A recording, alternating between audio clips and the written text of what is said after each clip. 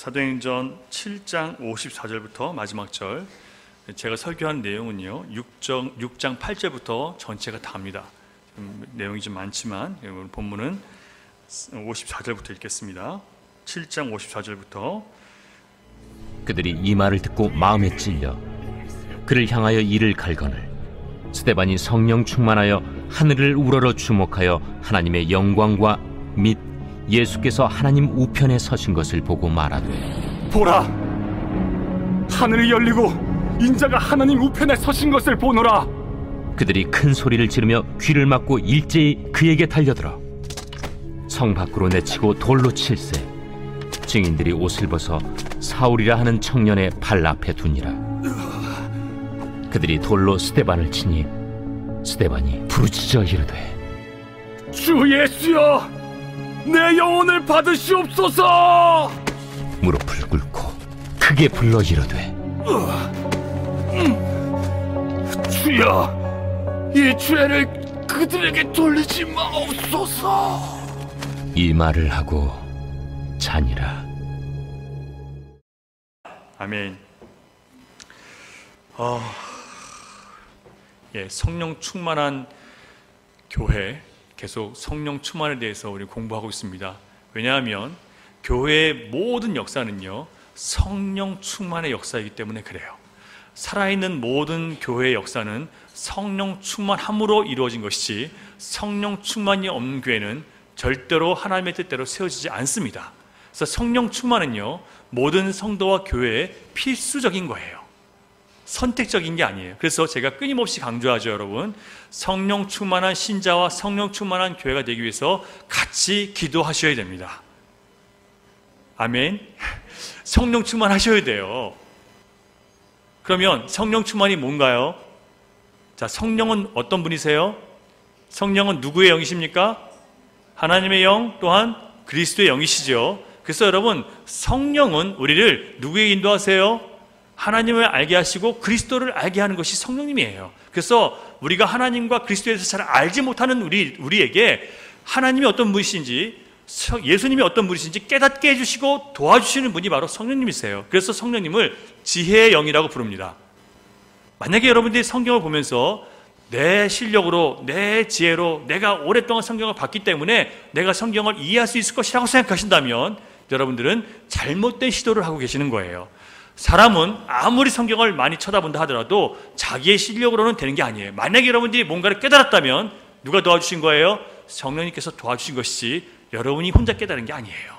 그래서 여러분이 하나님 말씀을 듣다가 깨달음이 왔으면 누구에게 감사하셔야 돼요?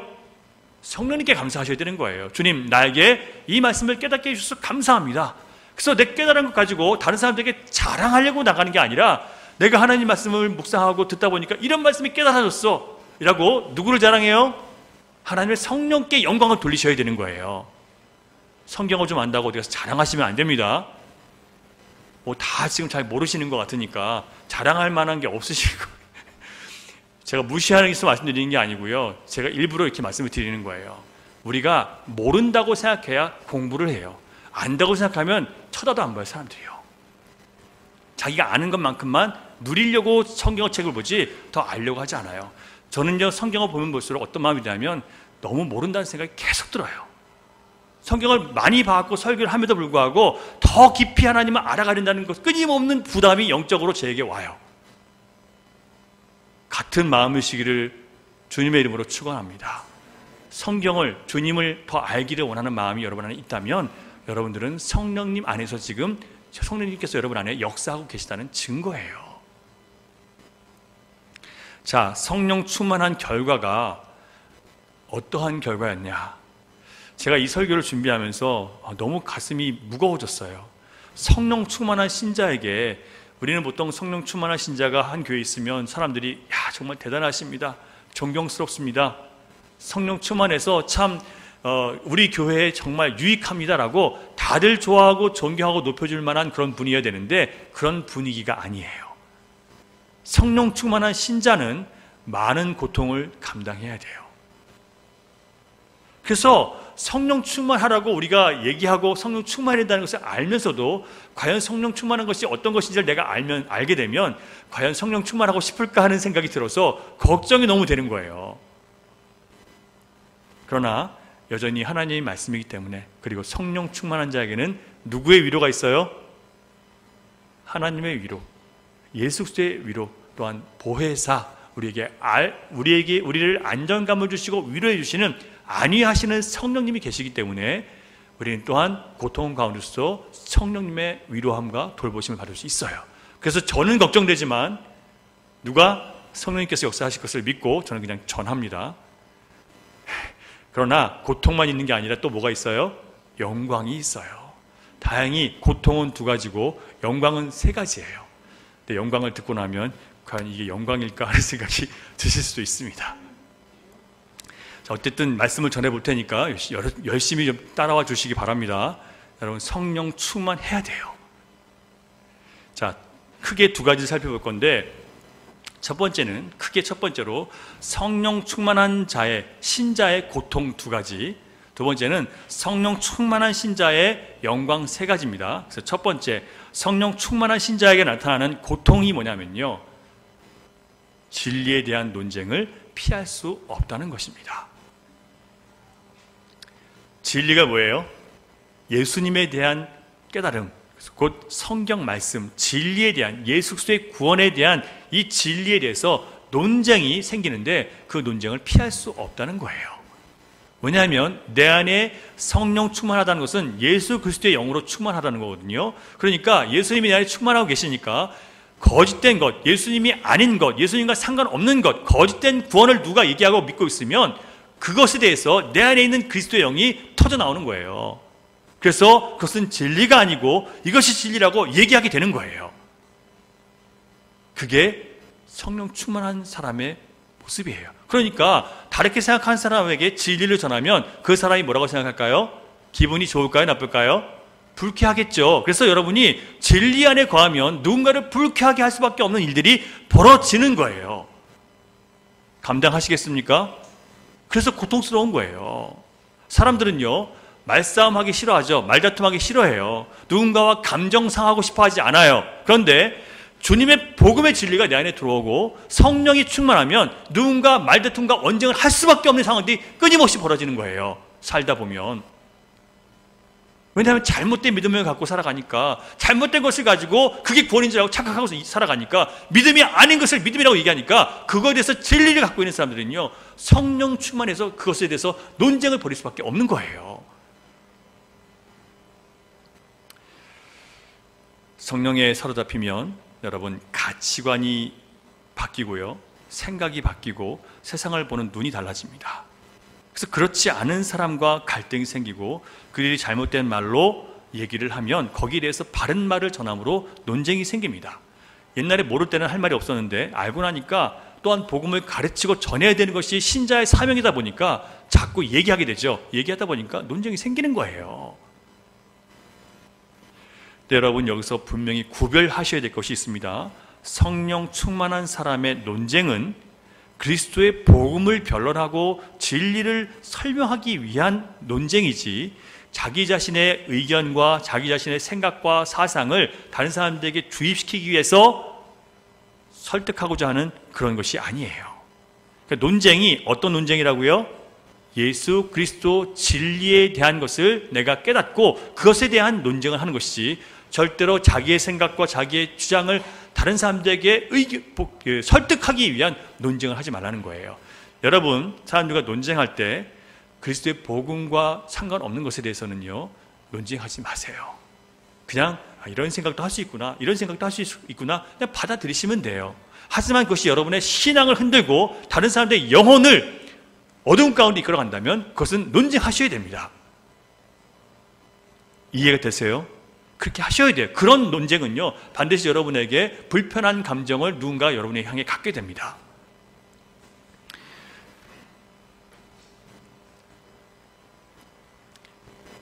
결국 이런 논쟁은 자기에게 현실적으로 고통이 되고 많은 불편함과 조롱과 욕을 당하게 만들 수 있지만, 그러나 내 안에 계신 주님의 영이 그것을 요구하시기 때문에 그리스도의 영이 충만한 사람은 그렇게 될 수밖에 없도록, 이런 논쟁을 할 수밖에 없도록 주님이 설득해 가십니다. 여러분, 나는 논쟁이 싫어요 라고, 나는 말다툼이 싫어요 라고 여러분 생각하실 거예요. 하지만 그리스도의 영이 충만한 사람은 뭘 해요?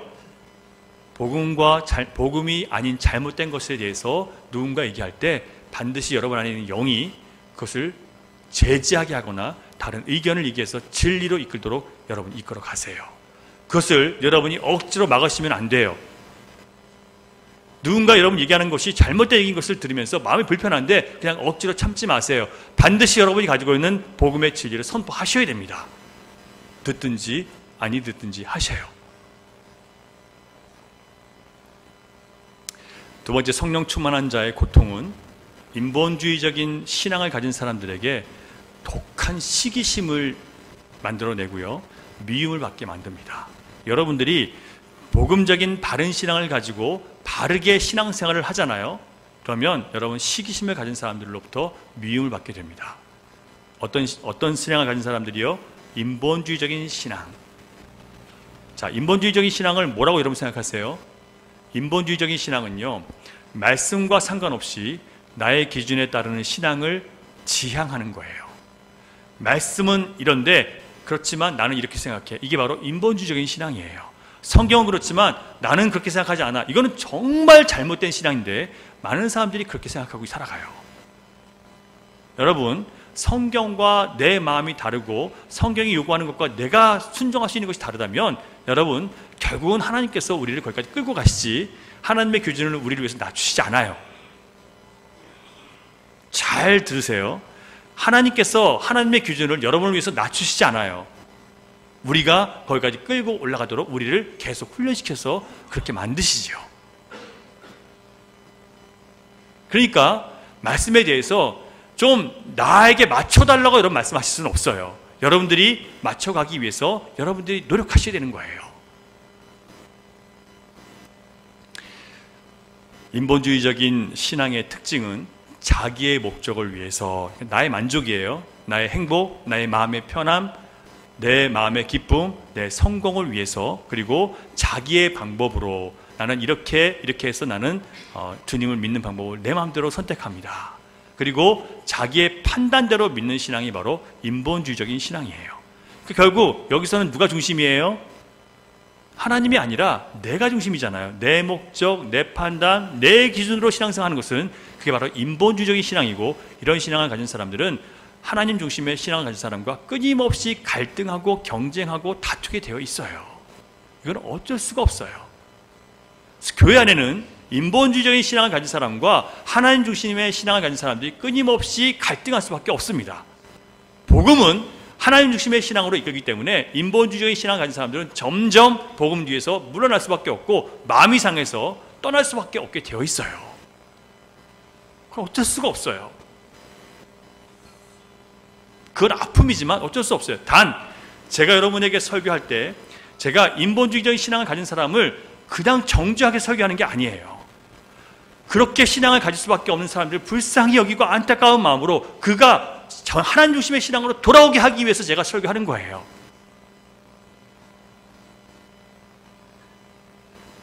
누구를 정죄하기 위해서 설교하는 게 아니에요. 여러분도 그러하셔야 됩니다. 누군가를 정죄하기 위해서 여러분이 가지고 있는 진리를 쓰는 게 아니라 그들을 잘못된 구원과 잘못된 교회관과 잘못된 신앙을 가진 자들에게 그들이 잘못된 길을 가는 것을 안타까워서 진리를 가르치기 위한 그런 여러분의 안타까움을 가지고 있는 그런 설득과 그런 논쟁이어야 되는 거예요. 싸움을 위한 싸움 하지 마시기 바랍니다. 정말 그들을 사랑해서 하는 그런 마음으로 이런 논쟁을 할 수 있기를 바라요. 자, 결국은 스데반이요, 자기를 위협하는 사람들 앞에서 율법의 행위로 구원받는 게 아니고 성전을 잘 섬겨서 구원받는 게 아니라 오직 예수 그리스도 구원의 약속을 믿는 사람만 구원을 받는다라고 얘기를 하니까, 그러면서 그 구원의 실체가 되시는 예수 그리스도에 대한 환상을 얘기하니까 지금 이 유대인들이 사도 바울을 돌로 쳐서 죽여버립니다. 여러분, 하나님 중심의 신앙을 가진 사람을 인본 사람들이 쫓아낼 수 있고요, 죽일 수 있어요. 교회 안에서도 마찬가지예요. 만약에 목사가 하나님 중심의 신앙이 아니라 인본주의적인 신앙을 가르치잖아요. 그러면 인본주의적인 신앙을 가진 사람들이 진짜 하나님 중심의 신앙을 가진 사람을 내쫓을 수 있어요. 그리고 그게 가능해요. 하나님이 내버려 두세요. 그렇게 정말 무서운 일들이 교회 안에서 벌어져요, 여러분. 그래서 인본주의적인 신앙을 가진 유대교인들이 스데반을 향해서 분노해서 이를 갈면서 죽이려고 달려들어서 성전에서 끄집어내서 바깥에다 내치고 돌로 쳐서 죽여버렸습니다. 그게 하나님을 사랑한다고 하는 사람들이 한 일이에요. 자, 그렇다면 성령 충만한 신자의 영광, 신자의 고통이 우리가 어쩔 수 없이 성령 때문에 고통받는 것이 논쟁을 해야 되는 것이라고 말씀을 드렸고요. 또 인본주의적인 신앙 가진 사람들에게 시기와 미움을 받을 수밖에 없고 때로는 쫓겨날 수도 있다는 말씀을 드렸습니다. 그래서 여러분, 복음이 얼마나 중요한지를 반드시 여러분 아셔야 됩니다. 자, 두 번째, 신자의 영광. 자, 성령 충만한 자의 영광은요, 스데반이 예루살렘 공회에 잡혀왔을 때 거기 모여있는 대적들 앞에서 했던 설교가 있습니다. 7장 전체는요, 스데반의 설교예요. 그 설교와 마지막 죽기 전에 유언 속에서 신자의 영광이 무엇인지를 우리가 볼 수 있습니다. 먼저 스데반을 모함해서 공회에 끌고 왔던 사람들의 정체를 살펴보면 6장 9절을 보겠습니다. 자, 그들이 어떤 사람들인지 6장 9절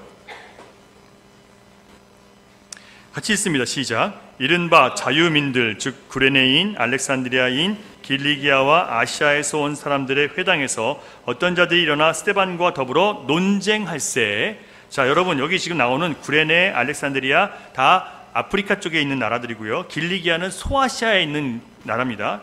뭐 터키 근처, 그리스와 터키 근처에 있는 그런 지방인데 다 다른 나라에 있었던 유대인들이, 거기 살던 유대인들이 지금 예루살렘으로 돌아와서 예루살렘에 있는 회당에서 지금 모여 있는 거예요. 자, 이 사람들을 자유민들이라고 하는데 왜 자유민이라고 하냐면 그들은 원래 다른 나라가 유대를 침공해서 그들을 붙잡아다가 사방으로 끌고 갔죠. 거기서 몇 년 동안 노예살이를 하다가 그 나라가 무너지면서 다시 자유민이 된 거예요. 해방된 사람이에요. 그래서 영어로 보면 freedman이라고 하고 자유를 얻었다는 거예요. 원래 노예였다가. 그런데 이 사람들은요, 원래 유대 땅에 있을 때는 귀족들이었어요. 왜냐하면 한 나라의 귀족들을 잡아다가 노예를 끌고 가거든요. 그래야 그 나라가 다시 서지 못하니까 똑똑한 사람들, 귀족들은 다 끄집어서 전 세계로 흩어버리는 거예요. 근데 이 사람들이 다시 돌아와서 자기들이 그동안 그렇게 고생한 것은 하나님 앞에 죄를 졌고 율법을 어기기 때문이고, 그래서 그동안 그렇게 성전을 사모해서 다시 예루살렘으로 돌아와서 성전 예배를 드리는데 지금 스데반이 하나님의 성전과 율법에 대해서 다른 얘기를 하니까 화가 나가지고 지금 스데반과 싸우고 있는 거예요. 그런데 이 교포 출신 히브리인들이 스데반과 싸우는데 말로 이겨요, 못 이겨요? 못 이기는 거예요. 왜냐하면 스데반은 지금 성령의 지혜와 성령으로 충만했던 거예요. 능력으로 충만했어요. 그러니까 스데반을 이길 수가 없는 거예요. 그래서 결국은 그를 끌어다가 공회 앞에, 예루살렘 공회 앞에 데리고 와서, 유대교 공회예요. 유대교 공회 앞에 끌고 와서 그를 지금 고소하고 그를 심판하려고 지금 붙잡아 온 상태예요. 자, 그래서 사람들이 돈으로 사람을 사서, 그러니까 이 헬라파 유대인들이 모였던 회당입니다. 지금 말씀드린 이 자유민들이 모여있는 회당은요, 유대인 출신이 아니라 이민자 출신들이에요. 그러니까 다른 지역에 살던 사람들이 돌아와서 다시 세운 회당이에요. 그 회당에 있는 사람들이 다른 사람을 사서 거짓말로 스데반을 지금 모함하는 거예요. 스데반의 잘못이 이런 거다라고 모함을 하는데 두 가지 죄를 지금 고소합니다. 6장 14절 보면 스데반을 무슨 죄로 고소하는지 보겠습니다. 14절 시작. 그의 말에 이 나사렛 예수가 이곳을 헐고 또 모세가 우리에게 전하여 준 규례를 고치겠다 함을 우리가 들었노라 하거늘.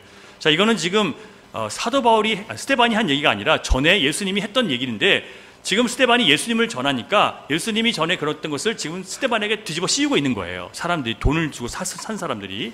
자, 고소의 내용을 살펴보면 뭐냐면 첫 번째는 성전을 모독했다는 것과 두 번째는 율법을 모독했다는 거예요. 자, 자, 성전을 허물고 다시 짓는다는 것은 성전을 허물라는 것인데, 그건 너무나 영광스러운 성전을 왜 성전을 허무는 것은 그건 하나님을 거역하는 거야 라고 성전을 못 얻겠다는 것과, 두 번째는 율법을 예수님께서 내가 율법을 완성하라고 오셨다고 말씀하시고, 내가 율법이 나를 통해서 율법이 더 완전해질 것이라고 말씀하셨단 말이에요. 그 율법이 완전해진다는 것을 어떻게 들었냐면, 그러면 율법이 잘못됐어? 이렇게 듣는 거예요. 율법은 잘못된 게 아니라는 거예요. 그래서 결국 스데반이 율법을 모독했고 성전을 모독했기 때문에 반드시 죽여야 된다고 지금 공의 앞으로 끌고 나온 거예요. 자, 여러분, 스데반이 성전의 본질과 율법의 본질을 성경대로 설교한 겁니다. 자, 여러분, 율법의 본질과 성전의 본질이 무엇일까요? 그걸 선포했더니 지금 그것을 성전과 율법을 모독했다고 지금 끌고 온 거예요, 지금요. 제가 질문을 드릴게요. 성전을 잘 가꾸고 잘 지키는 것이 중요합니까? 아니면 그 성전의 주이신 하나님께 복종하고 그 하나님의 뜻이 우리 가운데 이루어지는 것이 중요합니까? 자, 둘 중에 뭐가 더 중요해요? 두 번째가 더 중요합니까? 다 아시죠? 그런데요, 실제로 우리가 살 때는 우리 자신이 하나님께 순종되고 하나님의 뜻이 우리 교회 가운데 이루어지는 것보다 우리는 성전을 가꾸고 깨끗하고 이런 것에 더 신경 쓰고 살아갈 때가 많아요. 알아요, 우리는요. 뭐가 더 중요한지 알아요. 그런데 현실 속에서는 주님 앞에 내가 복종되고 주님의 뜻이 교회 안에 이루어지는 것보다 교회를 가꾸고 교회의 어떤 운영하고 여기에 더 관심이 많단 말이에요. 이게 바로 유대인들이에요. 율법주의자에 빠진 사람들의 모습이었어요. 그리고 그들은 교회를, 성전을 잘 가꿨기 때문에 우리는 안전하다, 성전에서 드리는 예배가 늘 잘 이루어지니까 우리는 깨끗하다, 이렇게 생각하고 있는 거예요. 그들의 마음과 상관없는 예배, 눈에 보이는 형식, 거기에 다 이루었다고 생각하는 거예요. 이렇게 많은 사람들이 자기 율법적인 행위를 가지고 그것이 나는 의롭다라고 여기면서 은혜로 받은 구원, 곧 예수 그리스도 십자가 공로를 믿어서 얻는 참된 의를 거부해버린 거예요. 내가 열심히 믿어서 내가 천국 가고, 내가 열심히 믿어서 복 받고, 내가 열심히 믿어서 내가 평안을 누리고, 이렇게 생각하는 사람들은요, 뭘 잃어버렸다고요? 예수 그리스도 그분을 믿음으로 나에게 주어진 의, 그 의, 거저 주어진 의 속에서 내가 얻는 평안을 다 모르고 거부해버린 거예요. 여러분, 이 의미가 무엇인지를 좀 이해할 수 있기를 바랍니다. 좀 생각을 하셔야 돼요. 그냥 이런 주일날 들은 말씀을 그냥 넘어가지 마시고요, 생각을 해보세요. 주님이 원하시는 의가 무엇인지 한번 보세요, 여러분. 제가 금요일에 설명을 했지만 다시 한번 여기서 설명할게요. 안 오신 분들이 계시니까. 자, 여러분들 믿음으로 구원받는 거 맞으십니까? 자, 그런데 그 믿음은 뭘 믿은 거예요? 여러분이 구원받는다는 걸 믿는 거예요? 여러분이 구원받는 걸 믿으면 여러분 구원받는 거예요? 아니에요. 내가 구원받는다는 것을 믿는다고 그게 구원되는 게 아니에요. 내가 천국 간다는 걸 믿었다고 천국 가는 게 아니에요. 뭘 믿어야 돼요? 나 같은 죄인을 위해서 예수님께서 대신 죽으심으로, 그 죽으심을 나를 위해서 죽으신 예수님의 그 십자가를 믿고, 주님이 다시 살아나심으로 나에게 새 생명을 주셨다는 것을 믿고, 그 믿음 때문에 우리가 구원받고, 그 믿음 때문에 우리가 천국에 가는 거예요. 믿음의 내용이 없는 사람은요, 천국과 아무 상관없는 믿음이에요. 믿음의 내용이 있으셔야 돼요. 복음을 아셔야 돼요. 복음 없이 나는 천국 간다고 생각하는 분들은 잘못된 믿음을 갖고 계신 거예요. 그래서 배우셔야 되는 거예요. 관심이 없으면 관심을 좀 갖게 해달라고 기도하셔야 되는 거예요. 이걸 내가 모르면서 교회 다니는 게 답답하고 한심한 걸 알고 기도하셔야 되는 거예요.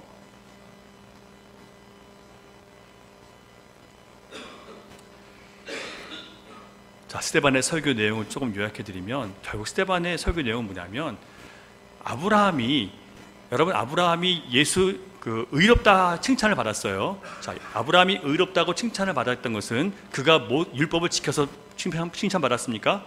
아니죠. 왜냐하면 여러분 모르신 분이 계실까 봐 설명드릴게요. 자, 아브라함이 먼저예요, 아브라함이 먼저죠. 아브라함 이후에 430년 후에 모세가 이제 나타나는 거예요. 자, 모세가 나중에 나타났으니까 모세는 아브라함을 통해서 이루어진 더 많은 민족, 그러니까 아브라함을 통해서 70명이 애굽으로 들어갔는데 나중에 애굽에 들어가서 민족을 이루고 나왔잖아요. 그래서 200만이 넘는 민족이 이루어진 거예요. 그래서 모세는 그 이후에 그 백성들을 구원한 사람이에요. 그리고 모세를 통해서 율법을 줬단 말이에요. 그런데 지금 유대인들은 율법을 통해서 우리가 율법을 지켰기 때문에 우리가 의롭다고 생각하는 거예요. 자, 그러면 아브라함은 율법을 받았어요? 못 받았어요? 못 받았어요. 왜냐하면 아브라함은 율법을 받아서 구원받은 게 아니라 약속을 받은 거예요. 뭐라고 약속하셨냐면 자식이 없는 그에게 하나님 오셔서 내가 너로 큰 민족을 이룰 것이고 내가 너에게 땅을 기업으로 줄 것이고 내가 너를 복의 근원으로 삼아준다고 얘기를 했어요. 그랬더니 아브라함이 덥석 믿었죠. 왜요? 자기에게 없는 것을 주신다고 하니까 믿은 거예요. 그랬더니 하나님 뭐라고 하세요? 네가 그것을 믿었으므로 내가 너를 라고 불러주시는 거예요. 뭘 믿었어요? 하나님 약속을 믿은 거예요. 그것 때문에 의롭다고 하신 거예요. 자, 그러면 여러분의 의는 어떻게 해서 의롭게 되는 거예요? 여러분이 열심히 율법을 지켜서 착하게 살아서 깨끗하게 살아서 여러분이 의롭게 되는 겁니까? 아니라는 거예요. 여러분의 의는 하나님께서 우리에게 주신 약속, 바로 예수 그리스도를 통해서 우리가 구원받는 것을 믿음으로 우리가 이루어지는 것이지 세상 사람들처럼 깨끗하게 살고 나를 깨끗하게 씻고 그렇다고 이루어지는 게 아닌 거예요. 여러분 기준을 바꾸십시오. 자, 여러분 뭘로 의롭게 된다고요? 뭘 믿어요? 예수 그리스도께서 나를 위해 죽으셨다는 그 사건, 내 죄가 사하셨다는 그 사건, 하나님이 예수를 통해서 나를 구원하셨다는 그 사건을 내가 믿는 거예요. 그걸 통해서 하나님 뭐라고 하세요? 의롭다. 여러분이 착하게 살았다는 것을 주님 원하시는 게 아니에요. 그럼 여러분 잘못 산 건 어떻게 하실 거예요? 착하게 산 것만 가지고 내가 주님 앞에 나간다면 여러분 잘못 산 거 어떻게 하시겠냔 말이에요. 그 잘못 하나 때문에 율법은 하나 어기면 다 어긴 게 되는 거예요. 그럼 여러분 천국 못 가시는 거예요. 저는 여러분들이 이 복음을 정말 깊이 이해하고 생각하고 묵상해서 이게 복음이 있는 거야 깊이 깨달으셔야 돼요. 복음을 제대로 깨닫는 것이 바로 성령 충만한 신자의 영광이에요. 자, 다시 한번 첫 번째, 성령 충만한 신자의 영광이 뭐라고요? 복음을 깊이 깨달아서 내가 어떻게 구원받았는지 어떻게 천국 가는지를 깨닫고 그 구원의 은혜가 얼마나 놀라운지를 알고 감사하고 기뻐하며 살아가는 것. 그게 있어야 그래야 다른 사람들에게 전할 수 있잖아요. 나도 복음을 모르는데 누구에게 가서 복음을 전하고 나도 복음으로 안 사는데 누구에게 복음으로 살라고 내가 얘기할 수 있냐 말이에요. 사랑하는 여러분, 복음을 배우시고 복음을 묵상하시고 복음에 더 관심을 가지시기를 주님의 이름으로 부탁드립니다. 그래야 교회가 살아요. 그래야 교회가 성령 충만한 역사들이 일어나요. 내가 변화되어야 될 사람이라는 것을 여러분 안다면 복음을 통해서 변화되셔야 되는 거예요. 다른 방식으로는 여러분 변화될 수가 없어요. 나는 잘 살고 있는데요. 정말 잘 살고 계십니까? 모든 게 완전하세요? 여러분의 삶이 주님 앞에 받아들여지기에 합당하게 살고 계십니까? 그렇게 얘기할 수 있는 사람은 아무도 없으리라 믿습니다. 두 번째,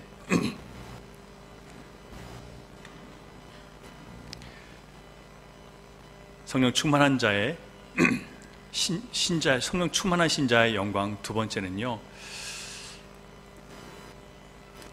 유대인들이 성전을 자랑하고 자신들이 성전이 자기들이 있다는 것을 가지고 우리는 하나님 우리와 함께 하신다고 믿었어요. 자, 그러면 여러분 우리에게 예배당이 없으면 그러면 교회가 아닌가요?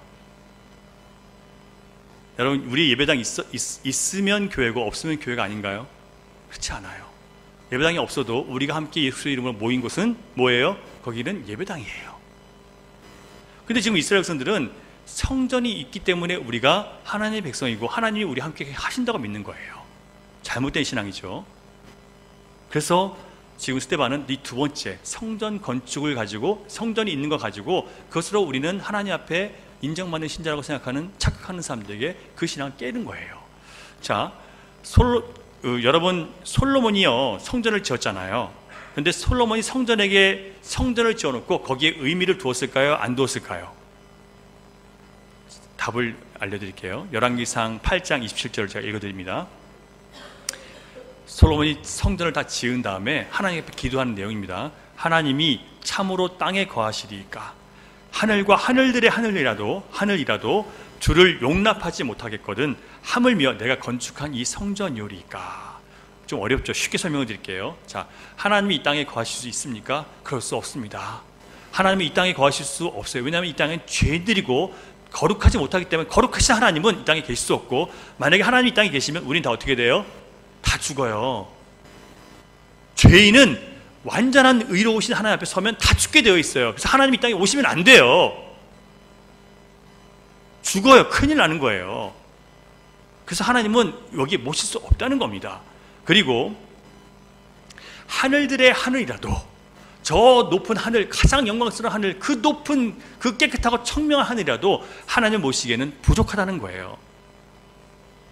그런데 내가 건축한 이 성전에 하나님이 계시다고 나는 감히 요구할 수 없다는 거예요. 그래서 솔로몬은 부족하지만, 그러나 우리가 죄를 짓고 죄를 깨달아 여기서 기도할 때 하나님 우리의 기도를 들으시고 죄를 사해 주십시오라고 그렇게 고백하는 거예요. 교회는 뭐 하는 곳이에요? 성도들이 살면서 죄를 깨닫고 돌이켜서 하나님 앞에 나와서 내가 죄인입니다. 그러나 주님께서 나를 용서해 주셨기 때문에, 십자가에서 나를 용서해 주셨기 때문에 나는 다시 주님 앞에서 살 수 있습니다라고 기도하고 감사하는 곳이 바로 성전인 거예요. 그래서 예배만 드리고 가는 곳이라면요, 그건 교회가 있어야 될 이유도 없는 거예요. 교회에 대한, 건물에 대한 분명한 여러분 목적과 또는 필요와 기대가 있으셔야 됩니다. 자, 그런데 유대인들이 성전을 자랑하기 때문에 스데반은 하나님은 성전에 계시지 않는다고 얘기를 해요. 그랬더니 사람들이 어떻게 되겠습니까? 화가 나죠. 하나님 성전에 안 계시면 어떻게 되는 거예요? 자기들은 예배 드리는 게 아무 의미가 없잖아요. 자기들은 열심히 하나님의 성전을 가꾸고 갖다 바치고 그랬는데 아무 소용이 없다고 하니까 얼마나 화가 나겠어요. 그래서 스데반을 죽여버릴 수밖에 없는 거예요. 제가 질문을 드릴게요. 다시, 여러분 하나님께서 지금 어디 계십니까? 하나님 어디 계세요? 자, 여기 예배당에 계십니까? 자, 하나님이 땅에 계십니까? 하나님 땅에 계시면 어떻게 된다 그랬어요? 다 죽죠. 그런데 하나님이 여기 계세요, 안 계세요? 계세요. 어떻게 계세요? 성령으로 계세요. 하나님의 영이 여기 계시기 때문에 하나님의 영은 하나님과 같은 분이세요. 하나님과 똑같은 영광을 가지신 분이에요. 그래서 우리가 성령님 안에서 우리가 하나님을 만나고 성령님 안에서 내가 회개하고 엎드려서 기도할 때 하나님이 여기 계시면서 우리에게 성령님을 통해서 위로도 주시고 교훈도 주시고 또 사랑도 주시고 인도도 해주시는 거예요. 그러니까 우리는 여기서 하나님을 만나는 거예요? 안 만나는 거예요? 만나는 거죠. 그런 의미로 여러분, 하나님 여기 계시다는 것을 기억하시기 바랍니다. 그래서 이사야 선지자는요, 이렇게 얘기를 합니다. 나 여호와가 말하노라, 내 손이 이 모든 것을 지었으므로 그들이 생긴 성전을 하나님께서 세우셨다는 거예요. 인간이 세웠지만 사실 그 모든 것은 하나님께로부터 나왔다고 말씀을 하십니다. 그래서 뭐라고 얘기하시냐면, 무릇 마음이 가난하고 심령에 통회하며 내 말을 듣고 떠는 자, 그 사람은 내가 돌보려니와. 그러나 의미 없이 제사를 드리고 예물을 드리는 사람들은 하나님은 듣지 않고 보지 않으시겠다고 말씀을 하세요. 자, 다시 말씀을 드릴게요. 자, 하나님께서 성전에서 예배를 드리시는 여러분들을 지금 보고 계시는 겁니다. 자, 여러분 잘 들으세요. 여러분들이 지금 목사가 하는 설교를 여러분들이 들으면서 여러분들이 청중이 아니고, 여러분들을 지금 누가 보고 계세요?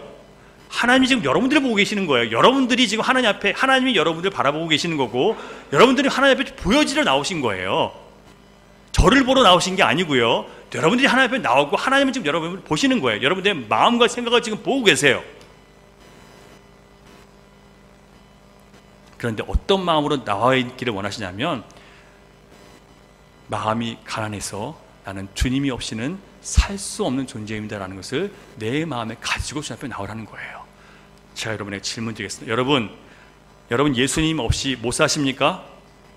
하나님 없이 못 산다는 걸 아세요? 하나님의 은혜 없이 우리는 아무것도 아닌 걸 아세요? 그 마음 없이 왔다면 여러분 의미 없는 예배가 되는 거예요.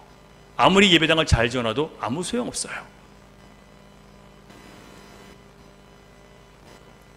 또한 여러분의 한 주간의 삶 속에서 내가 죄 지은 것, 내 마음에 악한 것들, 내 마음에 미움, 시기, 질투, 음란한 것, 방탕, 쾌락, 물질에 대한 어떤 집착, 이 모든 것들이 여러분 생각나서 내가 더러운 것을 느끼고 있다면, 그리고 세상 사람들의 죄로 인해서 내 마음이 상했다면 그 상하고 통해한 마음 갖고 주님, 내가 이렇게 하나님 앞에 거룩하지 못합니다. 세상이 이렇게 더럽혀져서 하나님 앞에 온전하지 못합니다. 이렇게 찢기고 상한 마음으로 하나님 앞에 나가서 예배하고 기도할 때 주님은 그 상한 마음을 기쁨으로 받아주시는 거예요.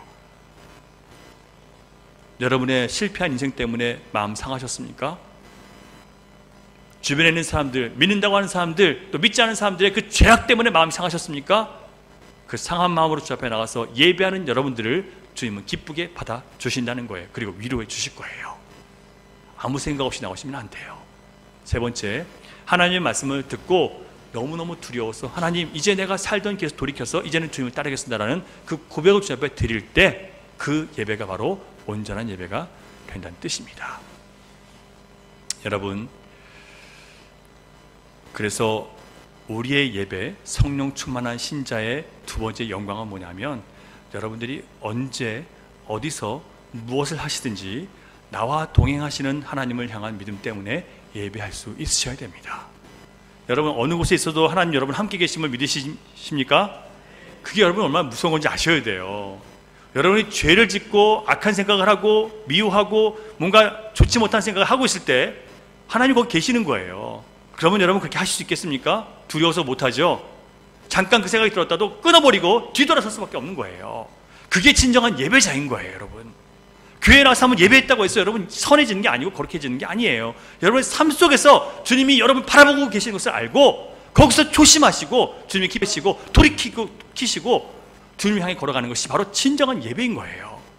이렇게 될 수 있기를 주님의 이름으로 축원합니다. 이건 여러분 말씀으로 충만해지지 않으면 안 돼요. 우리 힘으로 되는 게 아니에요. 우리 의지로 안 돼요. 끊임없이 여러분 말씀 앞에 여러분 세우셔야 돼요. 자신을요. 묵상하셔야 돼요. 내가 어떤 존재인지 아셔야 돼요. 주님 앞에 서지 않으면 나는 쉽게 무너지고 쉽게 좌절하고 쉽게 또 타협하고 쉽게 유혹에 빠지고 교만해지고 내 자신을 알아야 된단 말이에요. 마지막 세 번째, 성령 충만한 자의 영광은 절망적인 상황에서도 스데반처럼 죽음을 두려워하지 않게 됩니다. 절망적인 상황에서도 죽음을 두려워하지 않아요. 왜냐하면 성령 충만하다는 것은 그리스도의 영으로 충만하다고 말씀을 드렸죠. 자, 그리스도의 영이 충만하다는 것은 그리스도를 알기 때문에 충만해지는 거예요. 자, 예수 그리스도께서 죽으셨지만 그 죽으신 예수님을 누가 살리세요? 하나님이 그를 살리셔서 영원한 하나님 나라 보좌 우편에 데리고 올라가셨습니다. 자, 그러면 우리가 예수 그리스도를 믿다가 때로는 절망 가운데 갈 수 있고 죽는 것처럼 계획되어 있을 수 있어요. 하지만 그 절망과 죽을 것 같은 그 상황에서도 우리가 믿는 우리 주님은 내가 그 자리에 절망해서 무너지고 죽는다 하더라도 그 죽어있는 우리를 다시 살려서 하나님 영광스러운 나라에 들어가게 할 수 있으세요? 없으세요? 있으시잖아요. 그 주님을, 그렇게 다시 살아나신 예수 그리스도를, 그 보좌에 살아계신 주님을 바라보니까 죽음을 향해서 걸어갈 수 있게 되는 거예요. 신자는 어떤 핍박을 향해서도. 스데반은요, 자기가 이렇게 얘기하면 죽을 거 알고 있었어요. 돌 맞을 거 알아요. 그런데 그렇게 걸어가는 거예요. 왜요? 예수 그리스도 복음의 완전한 영광, 바로 다시 살리신 하나님의 그 복음의 은혜, 죽어도 다시 살리시는, 죽은 사람도 다시 살리시는 하나님 완전하신 생명을 만났기 때문에 죽음을 향해서 걸어갈 수 있게 되는 거예요. 여러분, 실패하셨습니까? 넘어지셨습니까? 죽음밖에 남은 게 없다고 생각하는 그런 분이 혹시 계시다면 여러분, 그 죽음이라 하더라도 우리가 믿는 예수님은 죽은 자 가운데서 다시 살리셔서 영광으로 인도하시는 분인 걸 믿기 때문에 죽음을 향해 걸어갈 수 있게 되는 거예요. 그러면 우리가 정말 그런 신앙을 가졌나 안 가졌나 어떻게 확인할 수 있을까요? 확인할 수 있을까요? 있어요. 자, 마지막으로 우리 말씀 한 구절 있습니다. 7장 59절 60절 7장 59절 60절 두 절을 같이 읽습니다. 시작. 그들이 돌로 스데반을 치니 스데반이 부르짖어 이르되 주 예수여 내 영혼을 받으시옵소서 하고 무릎을 꿇고 크게 불러 이르되 주여 이 죄를 그들에게 돌리지 마옵소서 이 말을 하고 자니라. 여러분, 스데반은요 지금 이 죽음을 앞에 둔 상황 속에서 죽는 순간에 하늘을 바라보는데 활짝 열린 하늘문과 그 위에 보좌 우편에 서 계신 예수 그리스도를 보는 거예요. 성령 충만하니까 하나님 보좌에 계신 예수 그리스도를 봤어요. 그렇게 되니까 그 마음 가운데 어떤 이야기가 나오냐면 그 주님은 어떤 주님이세요? 우리의 모든 죄를 짊어지시고 대신 죽으시고 우리의 모든 죄를, 나의 모든 죄를 다 용서하시기 위해서 자기 스스로 주님이 다 우리 죄를 끌어안으셨어요. 그래서 지금 스데반은 뭐라고 얘기하냐면 지금 나에게 돌을 던지고 있는 그 모든 사람들의 죄를 그들에게 돌리지 마시고 누구에게 돌리라는 거예요? 그 죄를, 그 모든 죄를 위해서 죽으신 예수 그리스도께 돌리라는 얘기예요. 그 얘기는 뭐냐면 그들을 용서해 달라는 뜻입니다. 누구를요? 나를 죽이는 원수들을 용서해 달라는 거예요. 그들의 죄가 그들에게 돌려지면 어떻게 돼요? 다 죽죠. 그런데 그들의 죄를 그들에게 돌리지 말고 예수님께서 다 감당하셨으니까 주님께 돌리라는 거예요. 그래야 용서가 되는 겁니다. 여러분들에게 악하게 굴고 사기를 치고 여러분을 괴롭히고 힘들게 하고 상처 주신 분들이 있으십니까? 여러분 용서 못해요. 여러분은 용서 못해요. 어떻게 할 수 있습니까? 그 죄를, 나를 향해서 그렇게 악을 행했던 그 죄를 주님께 돌립니다. 그래야 용서가 되는 거거든요. 여러분 용서했다고 하나님 용서해 주시나요? 아니죠. 하나님 용서와 내 용서는 또 달라요. 그 사람도 자기 죄를 인해서 자기 용서를 구해야 되고 내가 용서한 건 또 다른 용서예요. 그래서 그가 하나님 앞에 용서받을 수 있도록 우리는 기도하는 겁니다. 여러분, 우리가 정말 그리스도의 복음의 최고를 깨달았다면 어떻게 되냐면 나의 원수를 위해서 중보 기도를 하게 되는 거예요. 그래서 여러분, 우리가 중보 기도를 하라고 모이잖아요. 중보 기도를 잘할 수 있는 사람은 정말 찾기가 어려워요. 중보 기도는 자기를 희생해서 다른 사람들을 위해서 기도하는 거기 때문에 아무나 중보 기도를 할 수가 없어요. 오랜 신앙의 성장과 훈련을 통해서 만들어지는 거예요. 사랑하는 여러분들 정말 그 복음의 최고까지 깨달았다면 여러분을 죽이고 괴롭히고 못살게 구는 그 사람을 향해서 주님, 그 사람의 죄를 그 사람에게 돌리지 마시고 주님께서 그를 용서해 주신 것처럼 나도 그를 받을 수 있도록 주여 나를 이끌어 주시옵소서. 내가 용서한다 안 한다 그게 아니에요. 그 차원으로 끝나는 게 아니에요. 그 모든 죄가 주 앞에 용서받을 수 있게 해달라는 겁니다. 그것을 통해서 여러분들은, 저와 여러분은 성령 충만한 신자로서 가장 영광스러운 복음의 핵심을 깊이 깨닫는 사람이 되는 겁니다. 사랑하는 여러분, 우리 교회 안에 이런 복음의 능력과 역사들이 좀 더 강하게 일어날 수 있기를 바랍니다. 그래야 행복해지는 거예요. 우리가 복음을 모르기 때문에 서로 이렇게 그냥 핥히고 살아가는 거예요.